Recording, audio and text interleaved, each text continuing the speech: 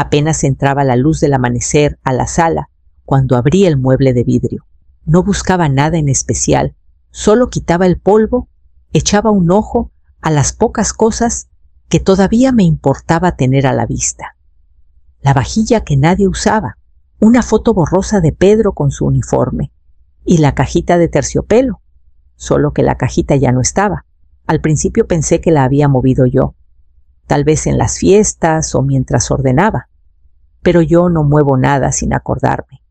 Esa cajita nunca salía del mueble. Le pasaba el trapo al vidrio cada semana con cuidado de no dejar huella. La guardaba como quien guarda una bandera doblada, sagrada, intocable. Me quedé parada un buen rato. Marcos, grité. ¡Nada! Llegó tarde con las llaves tintineando, riéndose de algo en el celular. Tiró la mochila junto a la escalera. Cuando me vio ahí parada frente al mueble, puso cara de aburrido. ¿Dónde está el reloj?, pregunté. Apenas pestañeó. Lo vendí. Necesitaba la lana para el crucero. Total, él ya no vuelve. La forma en que lo dijo, seco, sin rodeos, me soltó algo por dentro. No contesté. Él ni preguntó si estaba bien. Se fue a la cocina y abrió una chela. Esperé hasta después de la cena, cuando las luces se apagaron y la casa se quedó callada. Me senté en la mesa, con la laptop abierta a la mano sobre el ratón flotando. El número de la casa de empeño no fue difícil de encontrar. Marqué. Contestó un hombre. Le di mi nombre y le dije que llamaba por un reloj. Hubo silencio. Luego, señora, mejor venga. Encontramos algo. No explicó qué. Cerré la laptop y me recargué. La casa zumbaba bajito. El refri, las rejillas, el quejido conocido de las tuberías detrás de la pared. Pero lo único que oía era la voz de Pedro en mi cabeza, la forma en que decía mi nombre cuando algo valía la pena. Me levanté, agarré las llaves y salí a la noche. El hombre del mostrador ni pidió identificación. Solo asintió cuando le di mi nombre y dijo, venga conmigo. Me llevó por un pasillo angosto a un cuartito de atrás lleno de cosas que olía a pulidor de metal y alfombra vieja. Sobre una mesa rayada estaba el reloj de Pedro reposando en la misma cajita forrada de terciopelo que yo había cuidado años. Se me cortó la respiración, pero el hombre no lo tocó. En cambio, tomó una herramienta chiquita de su charola y le dio la vuelta al reloj. Pensé que estaba atorado, dijo casi disculpándose. Pero la tapa trasera es más gruesa de lo normal. Asentí aunque no entendía. Presionó suave, luego usó la herramienta para aflojar la tapa. Se abrió con un clic chiquito. Adentro, debajo de las piezas, había un compartimiento escondido apenas más ancho que unos billetes. Puso el contenido con cuidado. Un sobre sellado con mi nombre celeste, escrito con la letra conocida de Pedro. Una carpeta delgada y arrugada, etiquetada póliza de vida. Y una bolsita de terciopelo del tamaño de una caja de cerillos. Mis dedos temblaron al tomarlos. El sobre tenía fecha de una semana antes de que Pedro muriera. Su letra parecía cansada pero precisa. Había querido que yo lo encontrara. El hombre se hizo para atrás. No abrí nada, dijo, pero la gente no esconde cosas así si no importan. Asentí. No le di las gracias. No podía hablar. Salí con las cosas pegadas al pecho. La calle todavía estaba mojada por la lluvia de anoche. Marcos había dicho que el reloj valía una miseria, y ahí estaba cargando más de lo que él jamás imaginó. No manejé a casa. Manejé hacia el cerro. El mismo donde Pedro se sentaba por las mañanas, cuando no quería hablar, solo tomaba su café y escuchaba el viento colándose entre los magueyes. Estacioné, bajé la ventana y sostuve el sobre en las manos. El sello seguía intacto. Pero no por mucho. Esperé hasta la mañana siguiente. Algo en la noche lo hacía sentir demasiado sagrado, demasiado frágil para romper lo que Pedro había dejado. Así que esperé. Hice café. Me lavé las manos. Me senté en la mesa de la cocina, donde él leía el periódico, y al fin rompí el sello. Su letra Estaba más lenta de lo que recordaba, más suelta, casi dudosa. Pero era él. Celeste, si estás leyendo esto, significa que el reloj ya no está en mis manos. Siempre supe que te lo pasaría, pero no así. Escribió que el reloj tenía un propósito que nunca fue solo un reloj. Era un contenedor para cosas que no supo cómo decirme. Me habló de una segunda póliza de seguro, una que nunca registró públicamente. No estaba en la carpeta compartida, no aparecía en ningún sistema que Marcos pudiera tocar. Siempre tuviste más paciencia que yo, escribió. Pero si algún día cambia el amor por billetes, esto es para ti. No para él, para nadie más. Abrí la carpeta y leí la primera página. Póliza privada, 5 millones de pesos. Mi nombre y solo mi nombre. Cada hoja notariada. Silenciosa, protegida. Pedro había planeado una traición que yo ni imaginaba. Luego abrí la bolsita de terciopelo. Mis dedos dudaron en el cordón. Adentro había un anillo más chico que mi argolla de bodas, más ligero, pero de oro. Un destello suave atrapó la luz de la mañana. Por dentro del aro, 2 palabras grabadas, siempre. Aquí. Apreté el anillo en la palma y cerré la mano. No lloré. No en ese momento. Solo me quedé ahí sintiendo el calor de mi piel contra el metal, preguntándome cuánto tiempo cargó él con ese peso sin decir palabra. Y luego pensé en Marcos. Arriba, durmiendo hasta tarde, sin notar que su papá se había preparado para la peor versión de él. Guardé la carta en su sobre y el anillo en mi bolsillo. Me levanté y puse agua a hervir para el jardín. Marcos llegó 2 días después, pelado por el sol, arrastrando arena al pasillo, ya hablando del próximo viaje. Tal vez Oaxaca, o algún lugar con menos humedad. Lo decía como si el dinero fuera aire para gastarlo rápido, fácil de reponer. No preguntó cómo estaba. Tiró la mochila junto a la escalera y abrió el refri. Tal vez aplique en esa bodega, dijo con la boca llena de pollo recalentado. O algo remoto. Ya veremos. Todavía me estoy recuperando del vuelo. Asentí. Nada en mí quería corregirlo. Nada quería preguntar. Después notó la cajita de terciopelo de vuelta en el mueble. ¿La recuperaste? La recogí. Se acercó, entrecerró los ojos, luego soltó una risita. Solo me dieron 24,000 por ella. Esa cosa no vale nada. No respondí. Cerré la puerta del mueble con suavidad y me fui a la cocina. Esa noche abrí una cuenta de banco nueva. En silencio. Una que Marcos no pudiera tocar. Moví mis ahorros primero, luego el pago de la póliza de Pedro. No fue dramático, fue limpio, necesario. En la cena, Marcos se tiró en el sillón scrolleando el celular. ¿Qué hay de cena? No cocino. Me miró sorprendido. ¿Estás enojada por un reloj?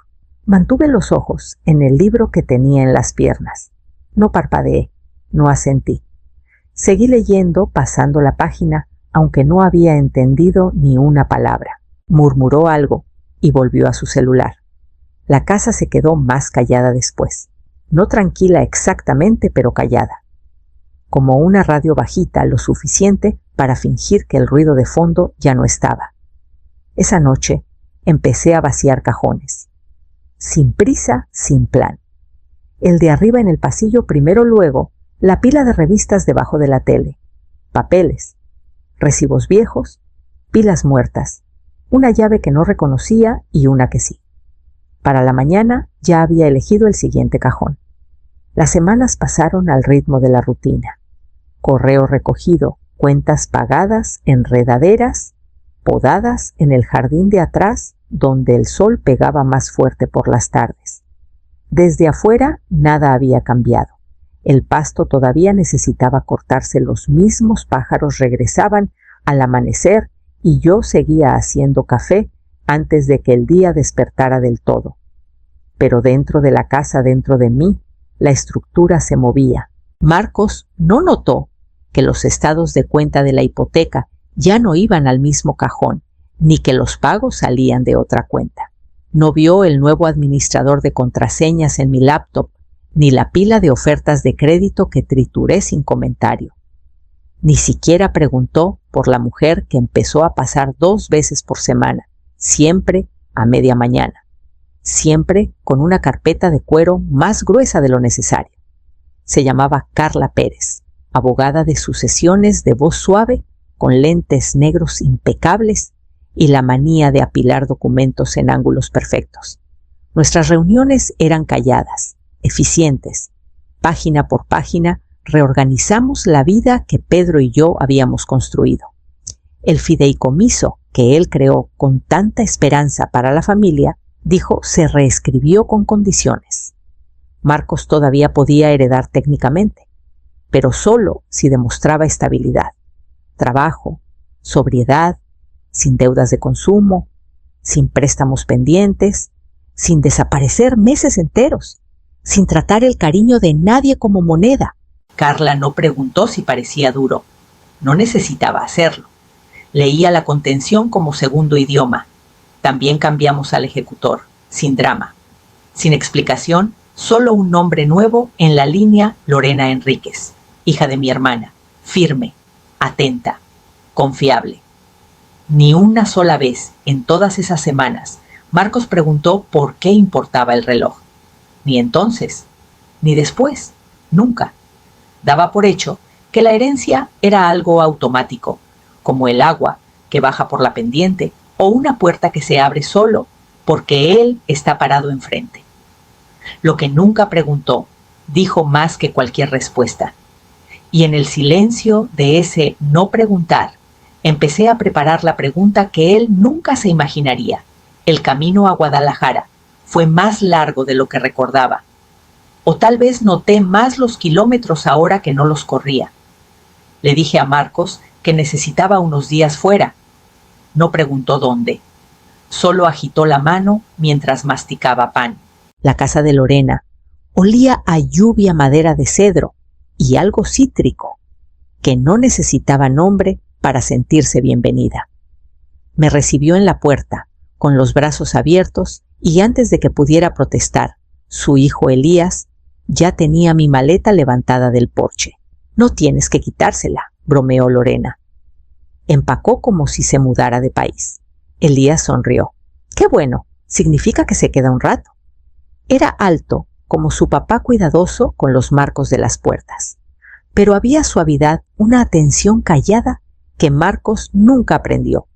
Preguntó si quería el té fuerte o fuerte de gente normal. Al día siguiente lo recordó sin repetir.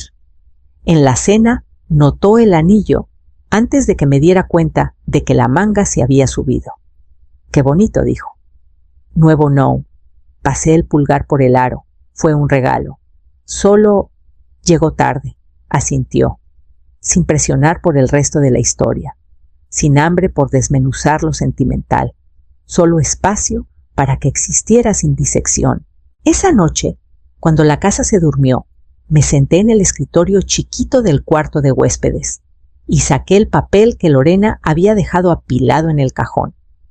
Escribí despacio, eligiendo palabras como piedras para cruzar un río. Elías, me recuerdas al hombre que tu tío hubiera querido y al hijo que yo soñé criar. No firmé con peso ni instrucción, sin expectativa, sin deuda, solo observación, solo verdad. Doblé el papel, lo metí en un sobre y lo guardé al fondo de mi bolso, debajo de recibos un botón suelto y una llave que todavía no pensaba explicar.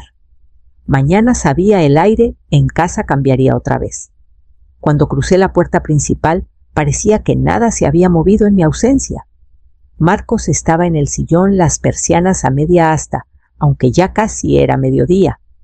Control en las manos, pantalla muda, parpadeando de fondo. El fregadero lleno otra vez latas envolturas, un tazón con algo pegado al borde. La casa olía a refri abierto de más. Ni me miró. —¿Volviste temprano? —murmuró pulgares golpeando. Dejé mi bolso junto a la escalera. Tienes hasta fin de mes para buscar dónde vivir. El sonido se detuvo. Se quedó helado, luego giró hacia mí. —¿Qué no lo repetí? Lo miré como cuando era chico, y había hecho algo que sabía que estaba mal, solo que ya no era chico. Y esto no era corrección, era liberación. ¿Hablas en serio?, dijo. ¿Por un reloj? No contesté. ¿Vendí una cosa estúpida y ahora me echas? Seguía sin decir nada. Se levantó brazos abiertos, esperando una pelea que no le di. Increíble. Me di la vuelta y me fui a mi cuarto. Detrás lo oía caminar de un lado a otro, abrir el refri, cerrarlo de golpe. Maldijo una vez. Luego silencio. No cerré con llave. No hacía falta. No iba a romper nada. Eso requiere esfuerzo. Me senté al borde de la cama y tomé un cuaderno de la mesita. Nada urgente adentro. Solo el inicio de una lista del súper que empecé la semana que Pedro se fue. Nunca terminé. La taché y pasé a una página en blanco. Cuando salí, Marcos ya no estaba. La tele seguía encendida. La puerta principal entreabierta. La cerré con suavidad y por primera vez en meses no sentí que cerraba algo detrás de mí. Sentí que dejaba salir algo. Marcos se fue 3 días antes de que terminara el mes, sin nota, sin tocar la puerta. Solo silencio donde antes había ruido. Solo supe que se había ido cuando encontré la llave de repuesto en la barra junto a una caja abierta de cereal y un sobre de catsup de comida rápida. Me moví lento por la casa esa mañana, no de tristeza, sino de costumbre. Toqué los apagadores, prendí y apagué cada uno. El regulador del pasillo todavía zumbaba. La puerta de la despensa todavía chirriaba. Hice notas mentales sin escribir nada. La sala estaba medio vacía, pero no triste. El sillón, donde siempre se tiraba desaparecido. El altavoz de la esquina, que insistía en poner a todo volumen aquí, pero desenchufado. Lo llevé al garage sin pensarlo. Su cuarto era más caos que recuerdo. Empaqué lo limpio, tiré lo manchado, doné todo. Ropa que nunca le vi puesta. Una tableta con pantalla rota. Un cajón lleno de correo sin abrir con su nombre, en mayúsculas. No lloré. A la mañana siguiente me encontré con Carla en la oficina de correos. Papeles finales. Todo notariado. El fideicomiso ahora era blindado. Lorena ejecutora. Condiciones puestas. Ni un juez podría deshacer lo que yo había sellado. Cuando Carla preguntó si quería que me avisaran, si Marcos impugnaba algo, negué con la cabeza. Que todo quede en paz, dije. En casa hice té. Luego fui al closet del cuarto de atrás, el que Pedro usaba para guardar cajas de Día de Muertos y uniformes viejos. Alcancé el estante, bajé el cofrecito de cedro que había apartado para recuerdos. Adentro puse el reloj, junto a él el sobre todavía doblado, luego la bolsita de terciopelo azul y al final el anillo. No los acomodé. Los dejé tal cual sin pulir verdaderos. Cerré la tapa y giré la llavecita de bronce hasta que hizo clic. Luego deslicé la llave en un cajón del pasillo, enterrada bajo pilas de repuesto ligas, y la última batería AA, que nunca prendió. El cajón se cerró sin resistencia. Llegó un jueves, sin aviso. Solo un golpe, luego su voz apagada por la madera. Mamá cuando abrí se veía más flaco, menos bronceado, los zapatos gastados en los talones, las manos en los bolsillos. He estado pensando, dijo. La regué, esperé, estaba pelado, siguió, estresado. Y pensé que el reloj no significaba nada. No creí que te darías cuenta de que ya no estaba. Esa parte dolió más que el resto. La idea de que algo tan atado a quién soy pudiera desaparecer y él pensara que yo lo dejaría pasar. Lo siento, añadió más bajo. ¿De veras? Asentí. No eres mala persona, Marcos, pero dejaste de ser segura. Parpadeó. ¿Qué significa eso? Me hice a un lado para que viera el pasillo detrás, las paredes desnudas, cajas selladas y etiquetadas, tapetes enrollados, apilados junto a la puerta. Por la ventana el letrero de "Se vende" se movía apenas con la brisa. Me voy, dije. Se quedó pasmado. ¿Te vas vendiendo la casa? No contesté. Ya tenía su respuesta. Retrocedió un paso, un pie en el porche, ojos recorriendo el patio como si fuera a despertar de algo que no recordaba haberse dormido. No esperaba. Empezó. Lo sé, dije. Se frotó la nuca. Entonces, ahora que siempre puedes llamar, le dije, pero no vivir aquí. No había veneno en las palabras, ni portazo final, solo claridad, una raya que llevaba tiempo esperando, trazada sin disculpa. Asintió despacio, como quien aprende un idioma nuevo palabra por palabra. Luego bajó del porche y no miró atrás. Cerré la puerta con suavidad, luego me volví hacia las cajas del pasillo. La cinta de la última aún no estaba pegada. Caminé, la sellé con la palma y la puse junto a las demás. La casa nueva es más chica, un solo piso, sin escaleras. Solo un rinconcito de la costa donde el viento no te pelea y el mar dice lo suficiente sin hablar. Traje solo lo que quise, la tetera vieja, mis libros reducidos a los que volvería a leer. Una foto de Pedro tomada en un día que no ubico bien, y el anillo todavía en su bolsita guardado en el cofrecito de cedro, con la carta doblada debajo. Las cuentas que Marcos conocía ya no existen, cerradas, vaciadas, disueltas como sal en agua tibia. No queda rastro para que adivine, ningún camino. La casa huele a lino y cera para madera, a veces a romero del patio del vecino. No cocino mucho, pero aprendí a hacer pan que no necesita impresionar a nadie. Algunas mañanas olvido qué día es y se siente como regalo. Elías vino con Lorena la semana pasada. Trajeron un pay y se quedaron lo suficiente para que las sombras se movieran. Nos sentamos en el porche mientras el viento jugaba con el mantel. Preguntó si podía arreglar el pestillo de la puerta. Dije que no, luego lo dejé hacerlo. Tomamos té. Hablamos de nada. Reímos como cuando nadie actúa. Esa noche, cuando el silencio volvió, abrí el cofrecito, saqué el anillo. No conté el aliento. No me preparé para la decepción. Me lo puse despacio, como quien prueba un recuerdo sellado años. Pasó el nudillo y se acomodó como si nunca hubiera faltado, como si el tiempo no se hubiera estirado entre entonces y ahora. Bajé la mirada a mi mano. No era joven. No pretendía serlo.